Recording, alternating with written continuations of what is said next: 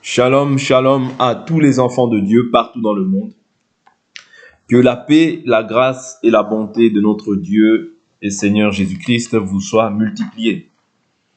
Donc, nous sommes toujours sur notre thème qui est intitulé « La marque de distinction ». Okay, je répète, la marque de distinction. Donc, nous sommes en train de voir, en fait, d'étudier par là la distinction que Dieu fait entre ceux qu'il a choisis et ceux qu'il n'a pas choisis. Donc, Dieu fait une distinction. Et pour cela, il y a une marque que Dieu met dans la vie de chacun de ses enfants. Je ne parle pas de tout le monde, non, je parle de ses enfants. Et la marque, comme nous avions vu, comme pour définition, nous avons pris que c'est un signe matériel, une empreinte sur une chose, servant à la distinguer et à la reconnaître. Donc, c'est très important, servant de repère. Donc, la marque doit te distinguer. Naturellement parlant comme ça, une marque ou bien l'empreinte peut te distinguer d'une autre personne. Parce que chaque homme, chaque individu a une empreinte différente qui désigne sa personne. C'est ce que nous sommes aussi aujourd'hui dans le Seigneur. C'est-à-dire que le Seigneur met une marque dans la vie de tout un chacun de ses enfants. Nous avions vu le livre d'Ézéchiel qui dit que ceux qui gémissent, met une marque sur la vie de tous ceux qui gémissent par rapport aux atrocités ou aux abominations qui sont en train de se faire. C'est ce que Dieu fait au jour d'aujourd'hui. Parce que ce qui a été, c'est ce qui est, c'est ce qui sera. Rien de nouveau sous le soleil. Je prends juste cette écriture d'Ézéchiel et nous allons essayer d'évoluer par la grâce de Dieu aujourd'hui. Prendre une autre écriture qui va nous aider dans le même ordre d'idées, qui va nous permettre de comprendre et de nous rassurer de ce que nous sommes, ce que nous sommes et ce que nous avons reçu en partage. Mais ici, je dis toujours que c'est celui qui persévérera aussi jusqu'à la fin. C'est-à-dire que ces choses-là que nous recevons aujourd'hui, il faut que nous puissions les conserver jusqu'à la fin. Je prends le Ézéchiel chapitre 9. Nous avions vu en fait le culte idolâtre en fait qui se faisait dans le temple à Jérusalem. Ézéchiel chapitre 9, verset 4. L'Éternel lui dit, passe au milieu de la ville, au milieu de Jérusalem, et fais une marque sur le front des hommes qui soupirent et qui gémissent à cause de toutes les horreurs qui s'y commettent. Donc ici, Dieu commence maintenant à mettre une marque sur tous ceux qui gémissent et qui soupirent après les horreurs, à cause de toutes les horreurs qui s'y commettent. Voilà pourquoi je vous dis que la Bible nous dit quoi? Ne prenez pas part aux œuvres infructueuses des ténèbres, mais plutôt dénoncez-les. La Bible nous dit encore dans 2 Corinthiens chapitre 6, verset 14, la Bible nous dit, sortez du milieu de mon peuple, ne touchez pas à ce qui est impur, et moi, je vous accueillerai. Je serai pour vous un père, vous serez pour moi des fils. Est-ce que vous comprenez? C'est-à-dire qu'au jour d'aujourd'hui, Dieu nous recommande, pour être distingués, pour ne pas prendre part en fait au châtiment que vont obtenir en fait ceux qui marchent dans la méchanceté, c'est-à-dire ceux qui marchent selon la vanité de leurs pensées. Donc, pour ne pas en fait prendre part à leur iniquité, Dieu nous demande de nous séparer du milieu d'eux, de sortir du milieu d'eux. Parce que ici, c'était dans le temple. C'était dans le temple, en fait, qu'il y avait les souillures. Dans le temple, qu'il y avait les méchants. C'est-à-dire, c'était un culte qui rendait à Dieu, mais qui n'était plus agréable au Seigneur. Pourquoi? Parce que le modèle n'était plus respecté. C'est-à-dire, les gens, maintenant, ont observé un modèle qui n'était pas agréable au Seigneur. Est-ce que vous comprenez? Voilà pourquoi nous nous efforçons toujours de vivre selon le modèle. Parce que c'est le modèle qui fait que Dieu puisse t'agréer. Si le modèle n'est pas respecté, Dieu ne t'agrée pas. Et quand le modèle n'est pas agréé, parce que le modèle en réalité c'est le ciel. Le modèle en réalité c'est le ciel. Vous voyez? C'est-à-dire que quand on ne respecte pas le modèle, automatiquement, qu'on le veuille ou non, on devient idolâtre. Parce qu'on va ramener en fait quelque chose qui est étranger à la volonté de Dieu. Vous voyez? Et la Bible nous dit, je ne donnerai pas ma gloire à un homme, ni mon honneur aux statues. C'est-à-dire qu'une statue aujourd'hui, ce n'est pas forcément la chose devant laquelle on se prosterne. Mais même un faux enseignement, c'est une idole qui doit être détruite. Voilà pourquoi la Bible nous dit, je prends une écriture pour pouvoir appuyer ce que je suis en train de pouvoir dire. Moi, je dis que c'est une idole, c'est-à-dire un faux enseignement, c'est une idole. Voilà pourquoi la Bible nous dit ne mettez pas foi à tout esprit, mais éprouvez les esprits pour savoir s'ils sont de Dieu. Comment est-ce qu'aujourd'hui on éprouve les esprits? On éprouve les esprits par la parole de Dieu. Ouais, c'est-à-dire que une personne qui vient prêcher, la Bible nous dit examinez toute chose, retenez ce qui est bon. Ce qui est bon, c'est ce qui est écrit. Ouais. Et ce qui est écrit, attention, n'est pas forcément de notre ère biblique. Parce que tu peux dire c'est écrit, mais est-ce que ça s'appuie aujourd'hui sur ce que les apôtres nous ont légué? C'est très important. Ouais, parce que tu dois être jaloux de l'esprit qui habite en toi. Parce que Dieu est jaloux.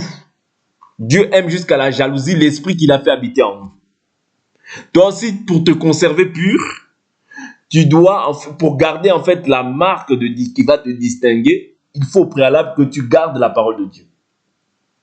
Si vous m'aimez, gardez mes commandements. Est-ce que vous comprenez? Parce que c'est les commandements qui font la distinction. Quand tu observes les voies du Seigneur, le Seigneur aussi te démarque. Voilà pourquoi la Bible nous dit, on verra désormais la différence entre ceux qui me craignent et ceux qui ne me craignent pas. Entre ceux qui me servent et ceux qui ne me servent pas. Vous voyez? C'est-à-dire que cette différence-là, ce n'est pas quelque chose pour lequel on doit beaucoup peiner. Non. C'est une chose qui est remarquable, qui se voit. Ouais, de par le comportement, de par l'aptitude. Et toute cette attitude-là, en fait, sort de quoi? Dépend de quoi? De l'enseignement que tu as reçu.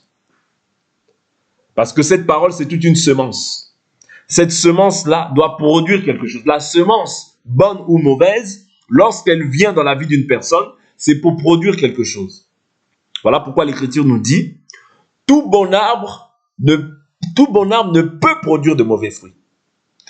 Mais le mauvais arbre aussi ne peut produire de bons fruits. Voilà pourquoi la Bible nous dit, c'est à leurs fruits que nous les reconnaîtrons. Vous voyez? C'est-à-dire que c'est les fruits qu'une personne va manifester qui va déterminer s'il est de Dieu ou s'il n'est pas de Dieu. Parce que beaucoup aujourd'hui ont le renom, ouais, d'être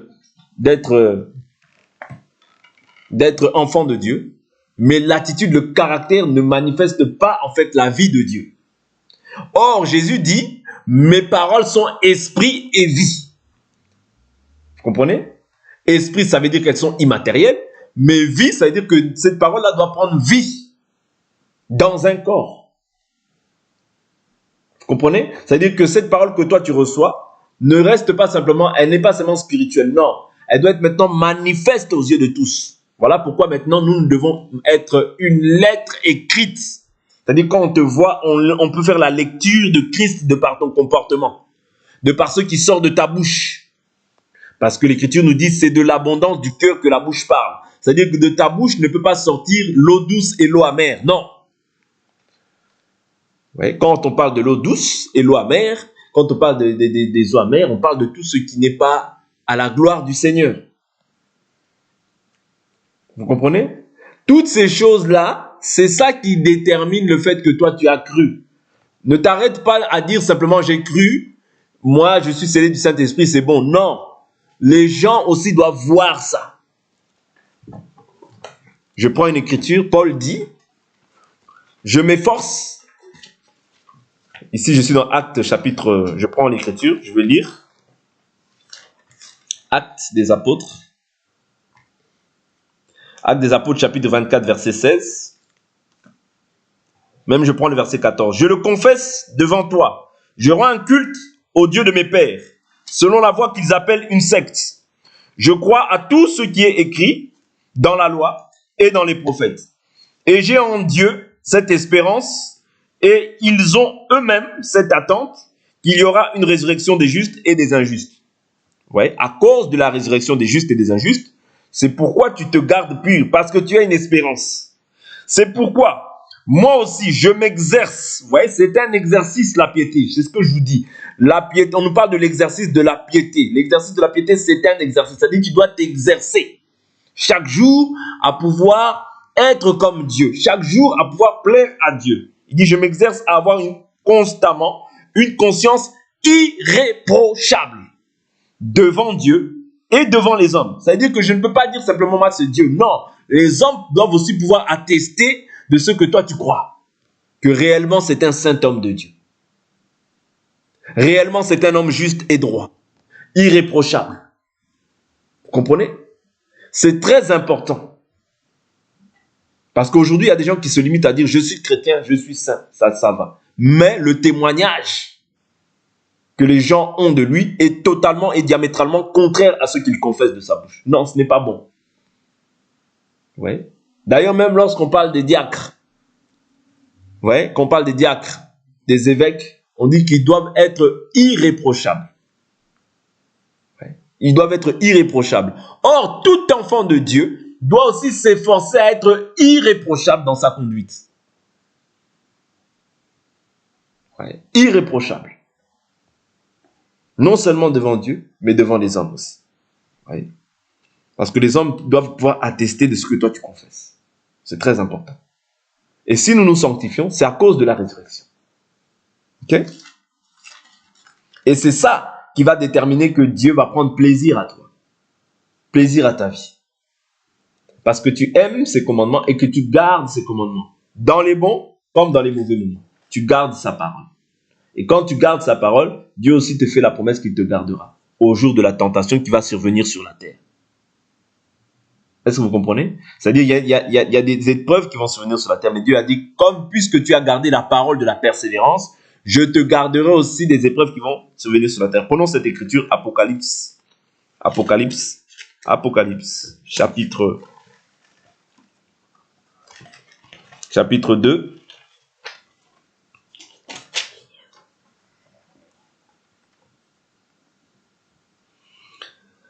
Je prends Apocalypse chapitre 2.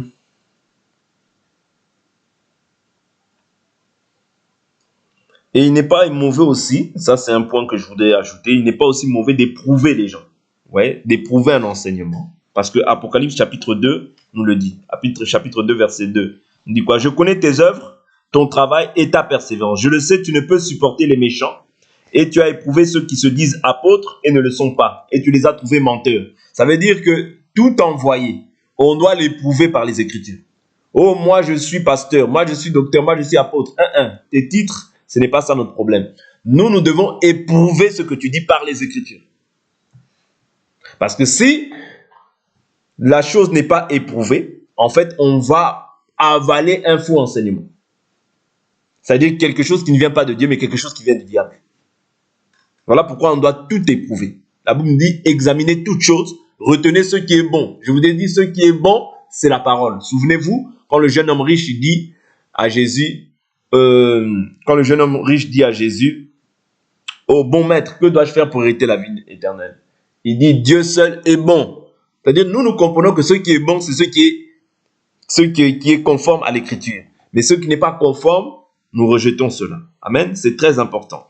Donc, je prends l'écriture qui m'intéressait aussi, où il est écrit, puisque tu as gardé la parole de la persévérance, je te garderai aussi au jour du jugement qui va s'abattre sur la terre. Je prends l'écriture, je suis dans l'Apocalypse, je vais...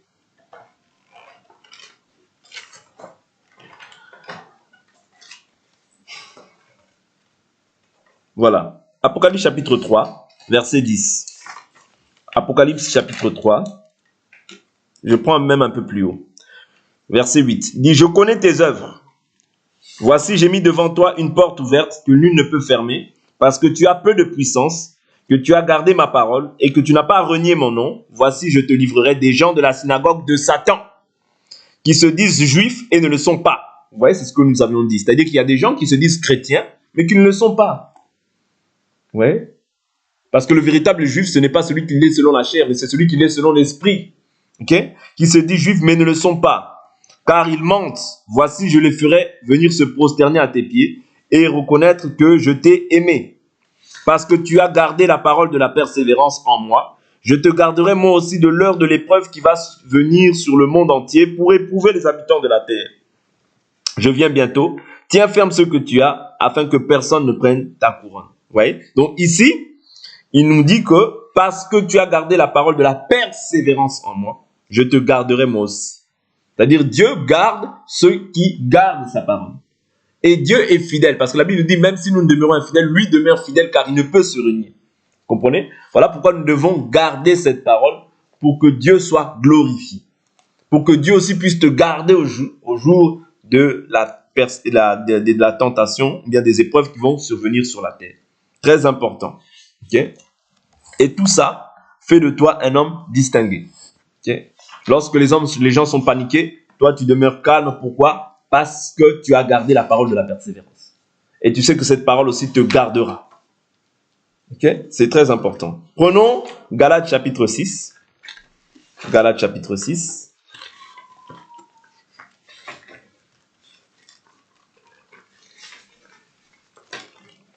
Et garder cette parole, c'est se garder pur.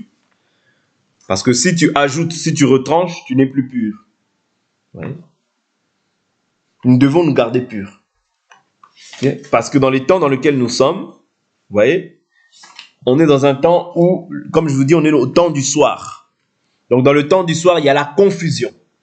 Et la confusion fait en sorte qu'il n'y a plus beaucoup la distinction. Ouais, c'est-à-dire que les gens essayent de faire en sorte qu'il n'y ait pas de distinction. Mais toi, tu dois te distinguer des autres. Tu ne dois pas être comme tout le monde. Non. Parce que la Bible nous dit que cette parole, la parole de la prédication, c'est une folie pour ceux qui périssent. Mais pour nous qui sommes sauvés, elle est la puissance de Dieu. Voilà pourquoi la distinction, il faut y appliquer aussi une violence. C'est-à-dire le fait de garder cette parole, c'est une violence que tu dois appliquer pour que tu ne sois pas en fait confondu avec toutes les personnes en fait qui sont ni chaud ni froid, qui sont confus, qui sont dans la confusion et qui sont qui sont dans le trouble, qui sont dans le flou. Ouais? Donc c'est très important de pouvoir te sanctifier. Si tu veux garder, si tu demeures encore dans cette espérance-là, tu dois impérativement garder cela. Et c'est là que tu seras distingué. Si tu ne gardes pas cette parole-là, tu ne seras pas distingué. Souvenez-vous, Jérémie, il a traversé beaucoup de souffrances, beaucoup de difficultés. Mais comme Dieu était avec lui, Dieu aussi l'a délivré de toutes les détresses par lesquelles il passait. Galates 6, je prends le verset...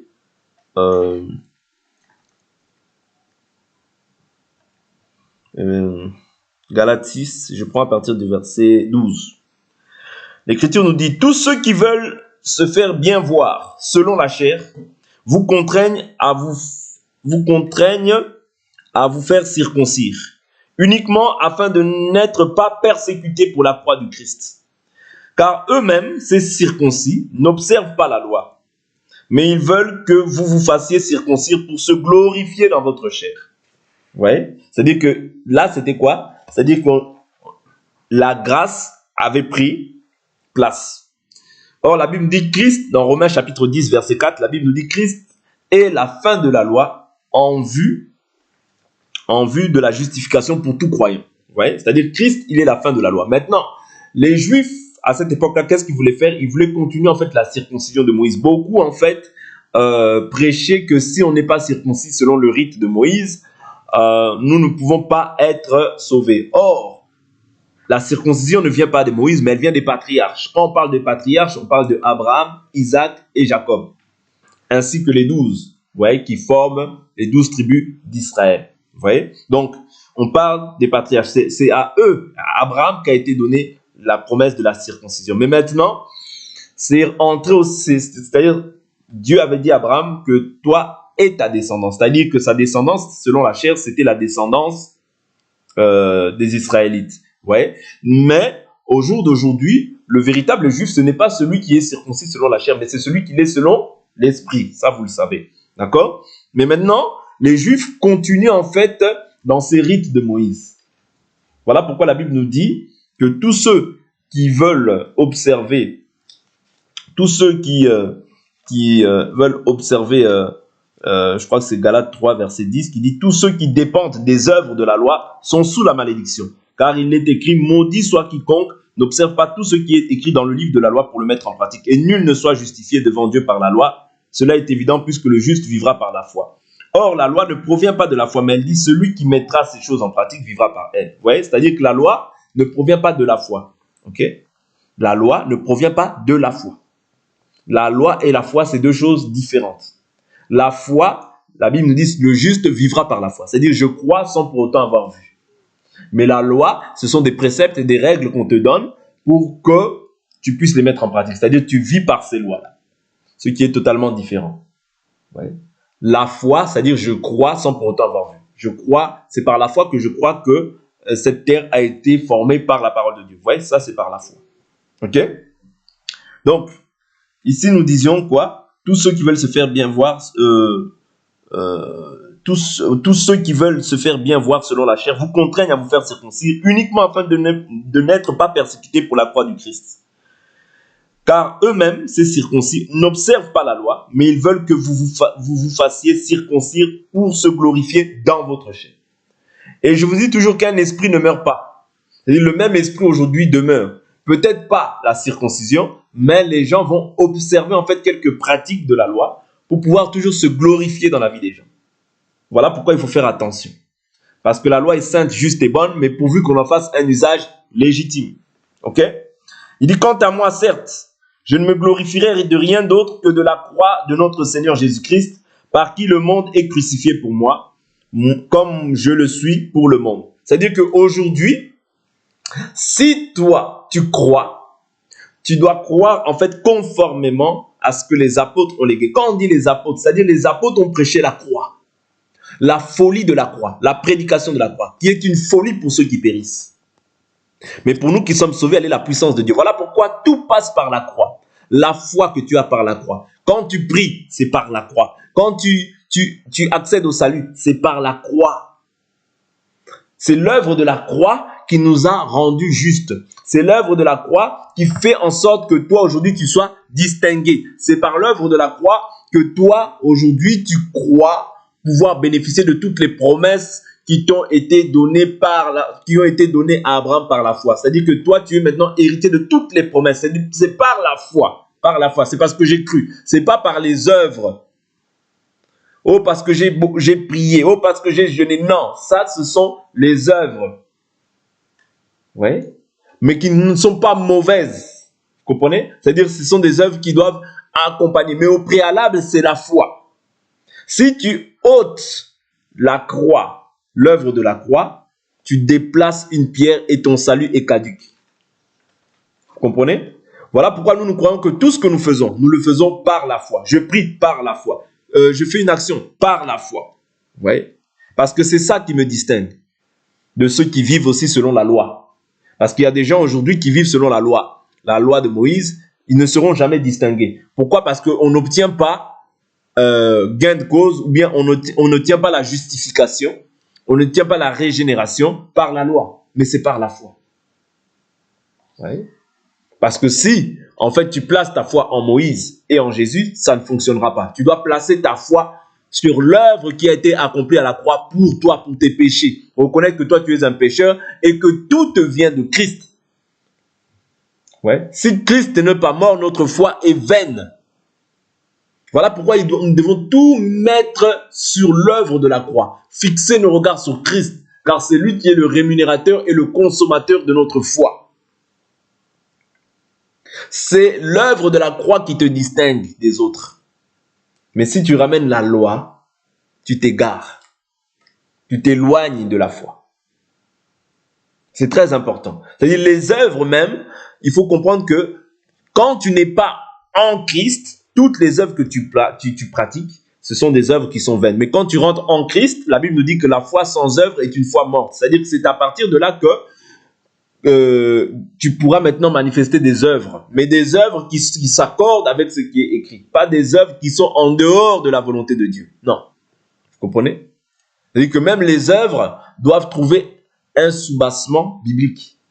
Si c'est une œuvre qui est une œuvre morte, ça n'a pas de prix, ça n'a pas de valeur dans les choses de Dieu. Or, quand on parle des œuvres mortes, on parle des œuvres que nous pratiquions auparavant. La méchanceté, la haine, tout ça, ce sont des œuvres, mais ce sont des œuvres qui sont mortes. Mais aujourd'hui, tu dois maintenant persévérer dans le bien, faire ce qui est agréable à Dieu. Vous comprenez? Donc, c'est très important de comprendre ces choses-là.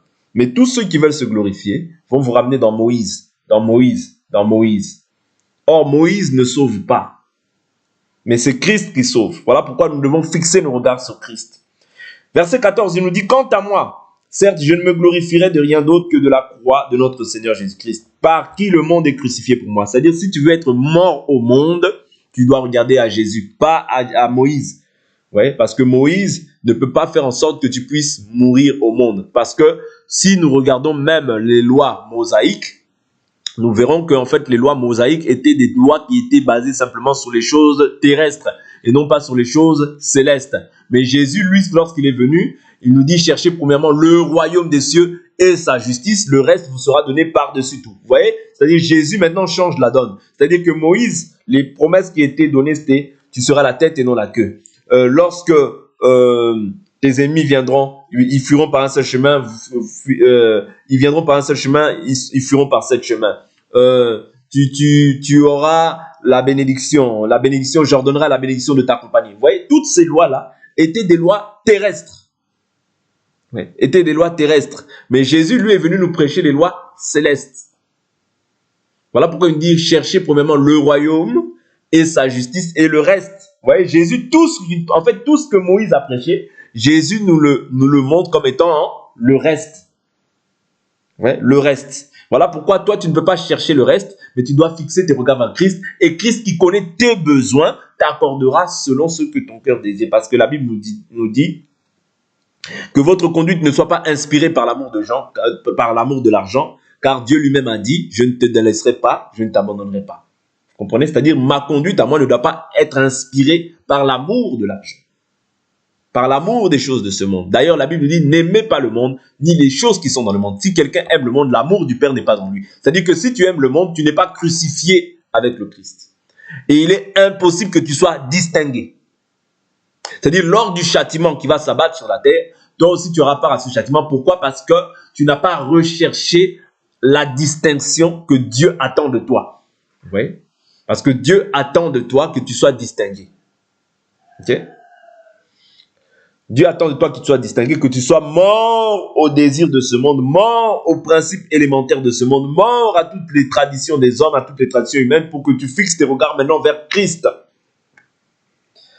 Verset 15, il dit, car ce qui compte, ce n'est ni la circoncision ni l'incirconcision, mais c'est d'être une nouvelle créature. Ah, ce que Dieu attend de toi et de moi, ce que nous sommes des nouvelles créatures, c'est-à-dire être recréés selon Dieu. Si quelqu'un est en Christ, il est une nouvelle créature. Les choses anciennes sont comment?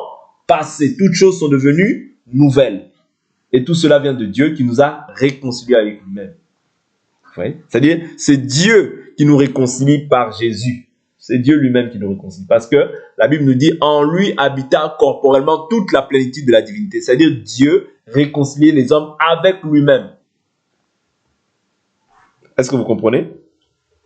Donc, tu es une nouvelle créature. Ce qui a de l'importance, ce n'est pas ce que tu étais dans le passé. Ce qui a de l'importance, ce n'est pas ce que tu as fait dans le passé. Ce qui a de l'importance, ce n'est pas le fait que tu te circoncis. Si tu te circoncis, gloire à Dieu, ça n'ajoutera rien, ça n'enlèvera rien aussi à ta foi. Aujourd'hui, si tu le fais, c'est dans un cadre de propreté. Vous voyez? Mais si tu ne le fais, cela n'a rien à voir avec la foi. Cela n'a rien à voir avec la foi. Vous voyez? Car il dit quoi? Sur tous ceux qui suivront cette règle, paix et miséricorde. Ah, vous comprenez? C'est-à-dire que c'est une règle de doctrine qu'il pose. Il dit surtout ceux qui suivront cette règle, parce que ça, c'est la règle de Dieu. C'est la règle par absolu. Vous voyez? Paix et miséricorde, ainsi que sur l'Israël de Dieu. Ah, j'aime quand il dit ça. Parce que là, il fait une précision. Il distingue entre Israël terrestre et l'Israël de Dieu. Ça veut dire quand il parle d'Israël de Dieu, il parle des élus, de ceux que Dieu a connus d'avance. C'est pourquoi il dit l'Israël de Dieu. Vous voyez? Et sur tous ceux qui observent cette règle, paix et miséricorde. C'est-à-dire sur tous ceux qui n'observent pas ces règles, mais qui s'observent encore Moïse, il n'y a pas la paix, il n'y a pas la miséricorde. Verset 17, il dit, du reste, que personne ne me fasse de la peine, car je porte sur mon corps les marques de Jésus. Je porte sur mon corps les marques de Jésus. Vous comprenez? C'est-à-dire, tous ceux qui observons cette règle conformément à ce que l'apôtre Paul nous a transmis, portent sur leur corps les marques de Jésus. C'est-à-dire que tu es crucifié au monde que lorsque tu demeures en Jésus. Si tu ne demeures pas en Jésus, tu n'es pas crucifié au monde. La paix n'est pas sur toi, la miséricorde n'est pas sur toi. Or, quand tu demeures en Moïse, il y a un voile qui demeure dans ton cœur. Le voile ne peut être ôté parce qu'il n'est ôté qu'en Christ. C'est qu'en Christ que le voile est ôté. Or, là où est l'Esprit du Seigneur, c'est là où est la liberté. C'est-à-dire que quand tu n'es encore en Moïse, tu n'es pas libre. La Bible nous dit, lorsque Jésus a vu ces Juifs, il a dit, vous connaîtrez la vérité vous rendra libre. Ils disent, nous n'avons jamais été esclaves de personne. Ouais. Jésus les voit esclaves, mais eux ils disent encore, nous n'avons jamais été esclaves de personne. Mais ils veulent lapider Jésus. Jésus dit, mais ils disent, nous n'avons jamais été esclaves de personne, nous avons Abraham pour père. Il dit, mais si vous avez Abraham pour père, faites les œuvres d'Abraham. Il dit, nous n'avons qu'un seul père, Dieu. Il dit, ce que vous faites, Abraham ne l'a pas fait. Oui. Ce que vous faites, Abraham ne l'a pas fait. Vous avez pour père le diable, parce que vous voulez accomplir ses désirs. Ouais. Vous voulez accomplir ses désirs. C'est-à-dire, l'esclave, c'est celui qui accomplit ses désirs. L'esclave, c'est celui qui marche encore d'une manière qui est toute humaine. L'esclave, c'est celui qui marche en Moïse. L'esclave, c'est celui qui marche dans les traditions des hommes. Il est encore esclave. Mais l'esclave ne demeure pas dans la maison, mais c'est le fils qui y demeure. C'est-à-dire, pour pouvoir bénéficier, pour pouvoir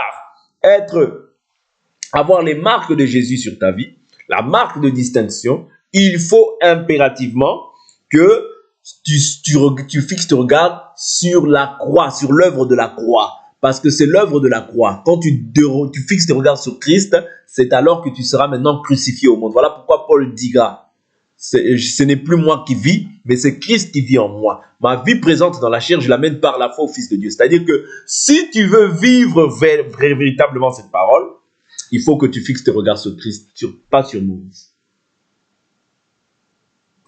La loi, les psaumes, les prophètes parlaient de Moïse. Jésus lui-même dit, il fallait que s'accomplisse de moi tout ce qui est écrit dans la loi, dans les psaumes et dans les prophètes. C'est-à-dire, ça parlait de Jésus. Vous comprenez?